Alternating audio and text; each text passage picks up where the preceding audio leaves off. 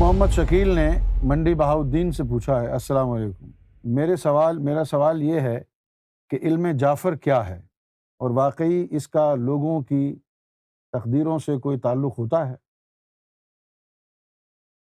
یہ جو علم ہے، علم نجوم کہلاتا تھا پہلے، لیکن اس کو دوام بخشا ہے امام جعفر صادق علیہ السلام نے۔ ان کو اللہ تعالیٰ نے یہ علم نجوم عطا فرمایا، اس کے بعد اس کا نام علم نجوم کی جگہ علم جعفر پڑ گیا۔ ستاروں کا اثر انسانی زندگی پہ ہوتا ہے، اس کے مزاج پر ہوتا ہے، اس کی دنیاوی کامیابی پر ہوتا ہے، لیکن ستاروں کا اثر تقدیر ازل پر نہیں ہوتا، اس کے ایمان پر نہیں ہوتا۔ اسی لیے شاید علامہ اقبال نے فرمایا کہ تقدیر کے پابند نباتات و جمادات، مومن فقط احکام الہی کا ہے پابند۔ مومن فقط احکام الہی کا ہے پابند۔ تو ہم دو ایکسٹریم پر چلے جاتے ہیں۔ ایک گروہ تو ایسا ہوتا ہے جو کہتا ہے علم نجوم حرام ہے، اور دوسرا گروہ جو ہے وہ بھی اپنی دوسری ایکسٹریم پر چلا گیا ہے، وہ کہتا ہے نہیں یہ بالکل جائز ہے۔ اب جس طرح پام ریڈنگ ہے، پامسٹری جو ہے، اس کے اوپر بھی بہت سارے مسلمانوں کی ڈپینڈنسی ہے، لیکن بات وہی ہے، کسی نے تو کہا کہ یہ سب حرام ہے اور کسی نے اسی پر تکیہ کیا ہوا ہے، صحیح ہے نا؟ لیکن یہ ہے کیا؟ اگر آپ کرکٹ کے گیم کو جانتے ہیں تو میں آپ کو بتاتا ہوں۔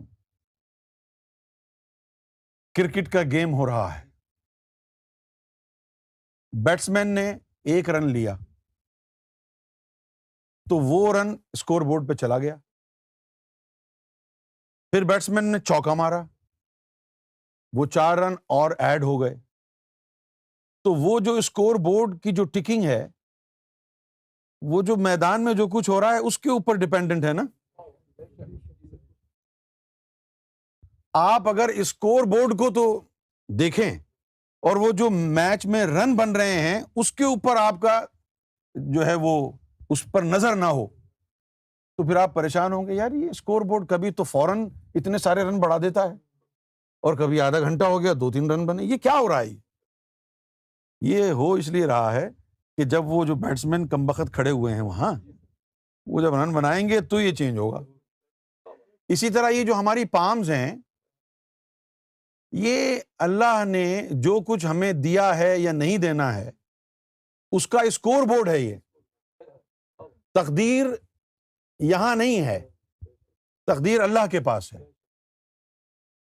اسی لیے ہمارے یہ جو ہاتھ ہیں، جیسے ہمارا جو سیدھا ہاتھ ہے وہ ہمارے مستقبل کی خبر کرے گا، اور ہمارے الٹے ہاتھ کی لکیریں ہمارے ماضی کی۔ پریزنٹ کہاں ہے؟ اس میں مستقبل کا پتہ ہے، اس کے اندر ماضی ہے، وہ وقت حاضر کہاں ہے؟ تو یہ جو ہے، یہ ہمارے جو یوں سمجھ لیں کہ یہ جو ہمارے کتاب رکھی ہوئی ہے نا، اور جو کرامن کاتبین بیٹھے ہوئے ہیں، اسی طرح کی ایک یہ ریڈنگ ہے۔ یہ خود محتاج ہیں، جو کچھ بھی ہو رہا ہے یہ اس کا عکس ہے، اس میں کوئی طاقت نہیں کہ وہ لکھے ہوئے کو تبدیل کر دے۔ جو لکھا ہوا ہے جیسے جیسے بیت رہا ہے وہ یہاں اس کا عکس پڑ رہا ہے۔ آج یہ لکیریں کچھ اور کہہ رہی ہیں، کل شاید بدل جائیں، پرسوں پھر بدل جائیں۔ بدلیں گی کیوں؟ کیونکہ اس کو چلانے والا اوپر بیٹھا ہے۔ اسی طرح آپ جو ابھی ستاروں کی جو چال ہے یہ بھی بڑی خطرناک ہے۔ اب جیسے ہندوستان اور پاکستان کے بیچ میں ٹھنی ہوئی ہے، یہ ستاروں کی چال بھی بتاتی ہے۔ یہ مختلف سیارے ہیں، کبھی تو وہ سیارے یعنی خوشبختی کو پروموٹ کرتے ہیں، کبھی نحوست کو پروموٹ کرتے ہیں۔ تو اب جو سیارے، جیسے پاکستان کا جو زوڈک سائن ہے وہ کچھ اور ہے، انڈیا کا زوڈک سائن کچھ اور ہے، ٹھیک ہے نا؟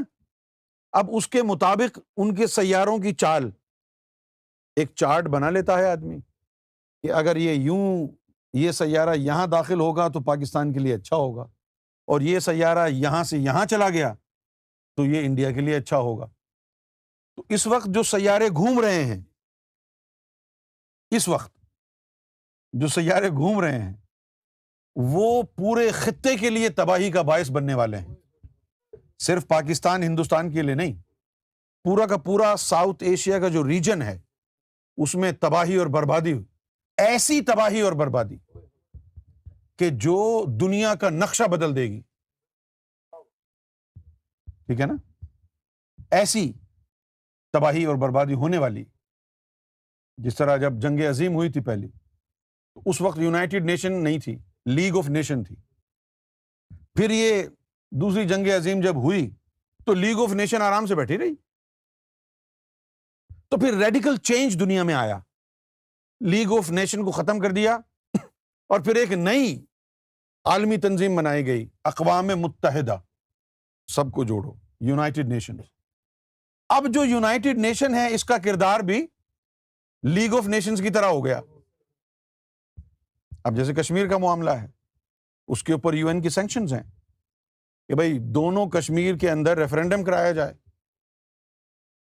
نہ پاکستان کا حق ہے اس کشمیر کے خطے پر جس کو اب ہم آزاد کشمیر کہتے ہیں، نہ مقبوضہ کشمیر کے اوپر ہندوستان کا حق ہے، بلکہ یہ ایک ڈسپیوٹڈ جو ہے وہ ٹیریٹری ہے، تو اس کو UN کی ریزولیشن کے حساب سے اس کو ریزالو کیا جانا چاہیے UN۔ اور UN نے کیا کہا ہے؟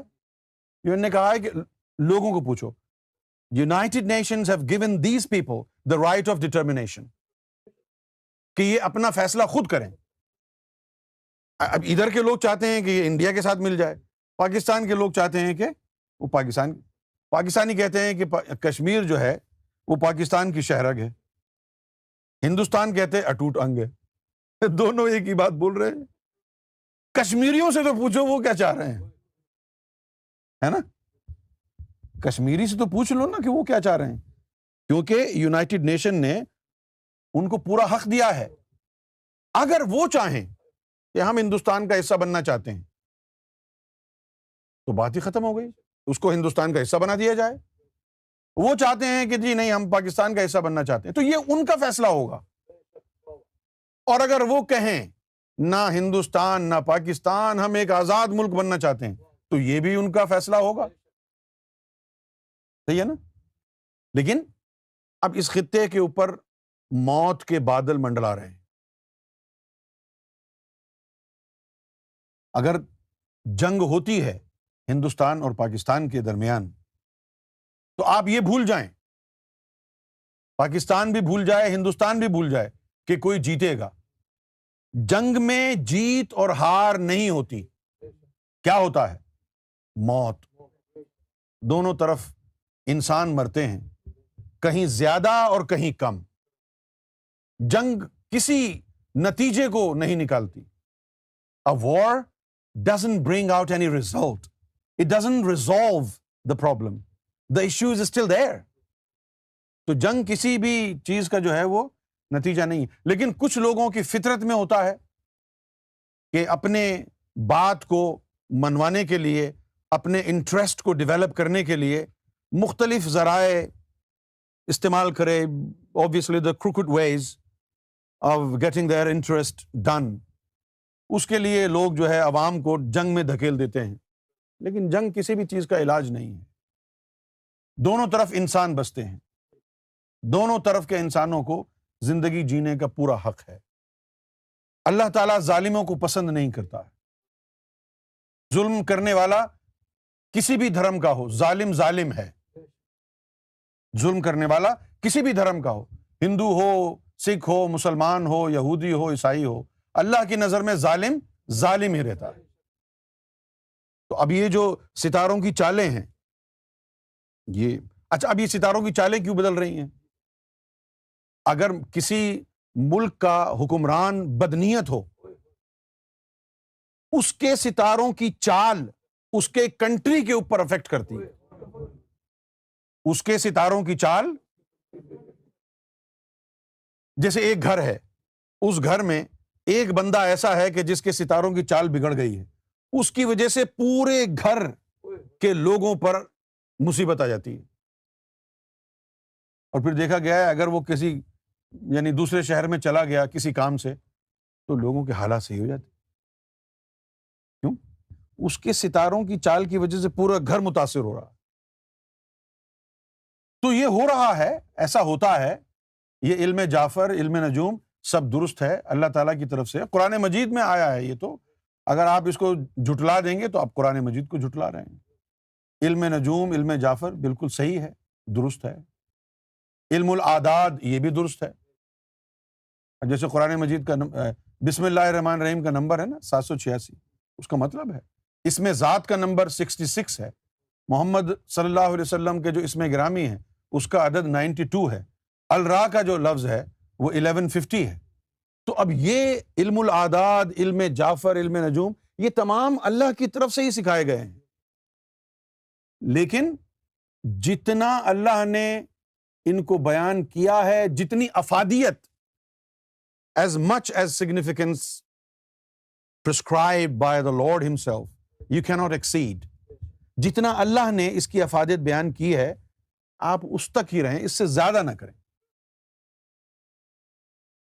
جیسے اب اگر ولی اللہ ہے تو وہ آپ اور اللہ کے بیچ میں وسیلہ ہے، لیکن ولی اللہ کی تعظیم کرتے کرتے اگر آپ اسے اللہ بنا دیں گے تو یہ غلط ہو جائے گا. صحیح ہے نا؟ تو اللہ نے حدود قائم کی ہیں.